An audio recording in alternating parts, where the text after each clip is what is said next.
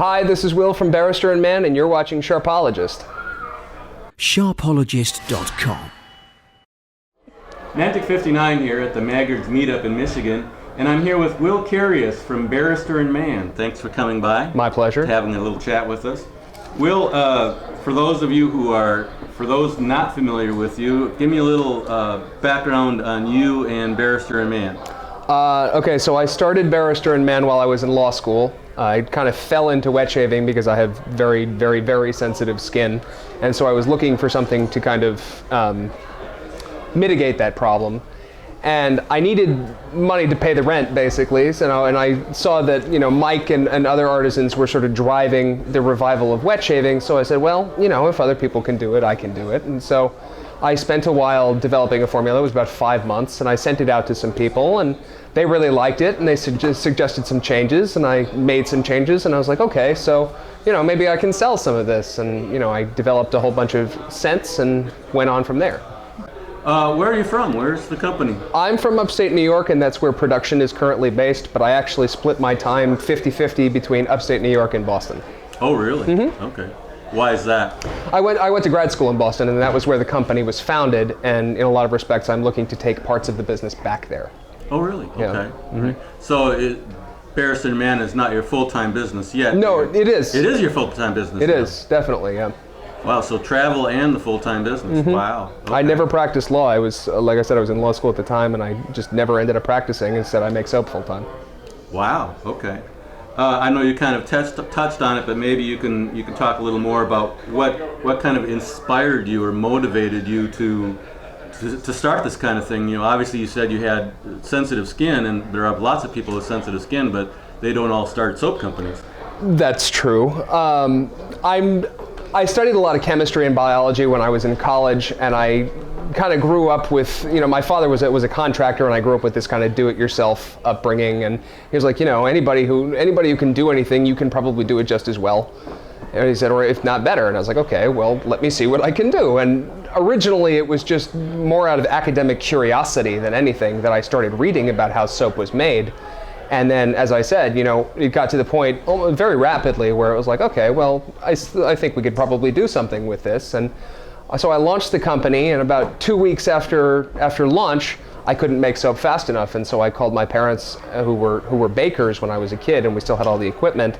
And I called them, and I was like, I can't make it fast enough. I can't keep up. And I said, can I bring it back home? And can we make it in the bakery? And so we converted the equipment. You'd be surprised how much overlap there is, actually. So we converted some of the equipment, and we altered some of the equipment, and we've been doing it that way ever since. Wow. So the time you took to get into the business was very, very brief then. Mm-hmm. Wet shaving was very different then than it is today. There were far, far, far fewer artisan soap manufacturers. There were no tutorials. The methods for making shaving soap were very closely guarded. So there was a lot more room to spread out, and there was a huge demand that wasn't really being met. And so because that demand had something new to draw from, it became overwhelming very quickly. Wow, okay, all right. Give me an idea then of the development and manufacturing process. You say baking is actually fairly similar. How so? Well, baking equipment there's a lot of overlap in utility. So the way we make soap is we use a big steam-jacketed double boiler, which was originally a chocolate boiler. But when I started, I was making soap in a crock pot, and the problem with crock pots is that it's really difficult to regulate the temperature, and they don't lose heat very well, and they don't insulate. So it's really easy to scorch tallow in tallow-based soaps. And so double boilers were designed specifically to prevent scorching a product, because chocolate also scorches extremely easily. And so I basically went back and adapted the process and everything that I knew about hot process soap and hot process shaving soap, and adapted it to the point whereby we could use the equipment that we had on hand. We had this big boiler, and we had immersion blenders and various other things. And any soap maker will tell you that, maybe with the exception of the boiler, immersion blenders are a major part of making soap, and I would be very surprised if there were an artisan in America who hasn't used one regularly for a very long time, because trying to mix soap on your own just by hand is very difficult, because high stearic soaps tend to seize. And so it's like mixing really, really tough mashed potatoes, unless you have an immersion blender. So, but I mean, I say that because the consistency is really not that dissimilar. So from the development side, let's go to kind of the creative side. Where do you find your creativity for some of the scents and some of the processes you're going through? Well, I love vintage perfumes deeply, and perfume in general is a passion and fascination of mine. And shortly after the company was launched, I spent about 3 months working in San Francisco, interning for a law firm. And San Francisco has a huge perfume scene, and there are lots of independent perfumers, there are lots of perfume dealers, there's all sorts of interesting perfume culture in the area. And one of the people who lived in the house I was staying in was really into perfume, and she was like, hey, let me show you these things. And she showed me some stuff that I never would have seen otherwise, and just sort of ignited this interest in what could be done with fragrance and scent, and how we could build things that no one else would build. And so a lot of the things that we've done are,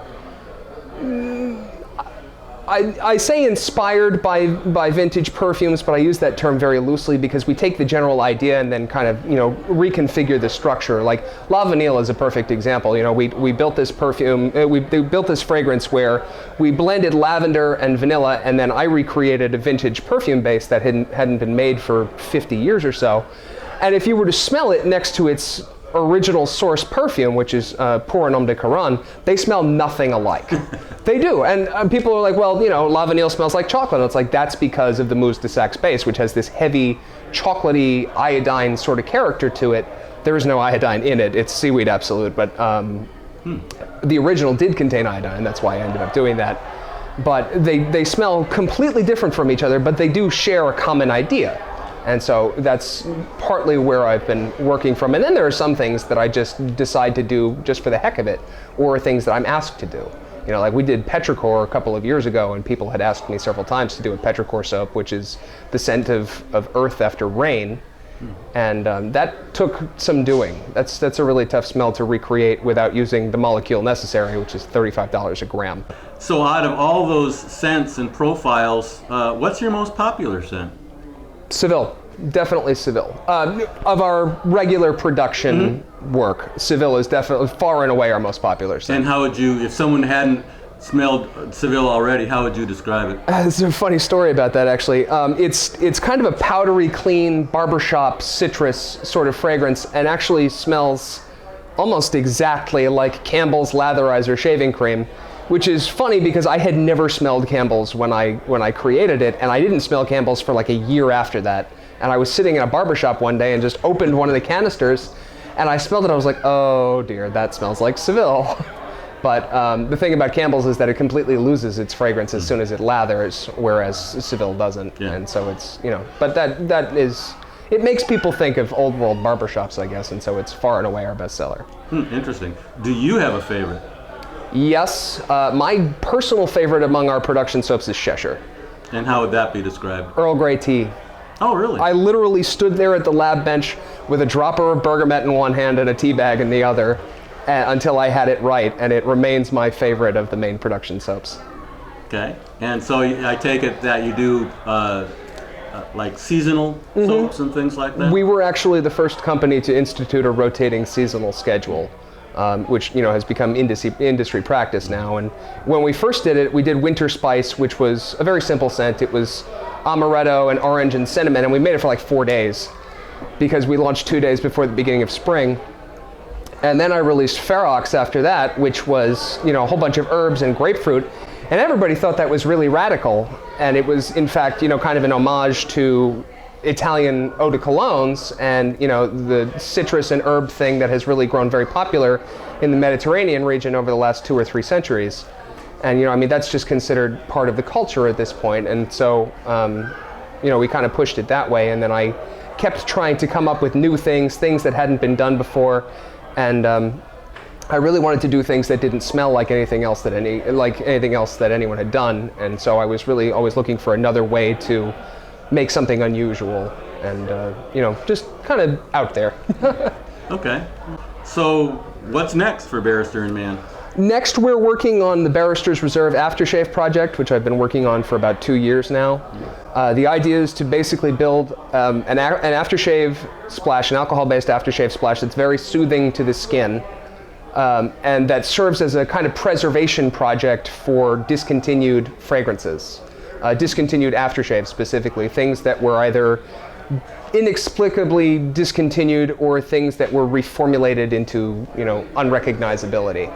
Like, give me an example. Gillette Sun-Up, which was made back in the 1970s, was this beautiful, powdery, patchouli sandalwood thing that's very clean, very quiet, kind of an understated clean laundry sort of fragrance before those were really a thing. We've been working on some others. I was able to obtain a vintage bottle of Houbigant Fougère Royale, which is the mother of all fougères, and so we're currently working on duplicating that in order to save it from destruction, basically, because the House of Houbigant now makes a perfume that they call Fougère Royale that is completely different from the original formula. I mean, if you were to smell them side by side, they're not even close. Okay, great. All right, well, thank you for sitting down with us. I appreciate it, and thanks for coming to the meetup today. It was my pleasure. Great, thank you. Hi, my name is Mark, otherwise known as Mantic59. And my channel is all about what your father didn't teach you about shaving.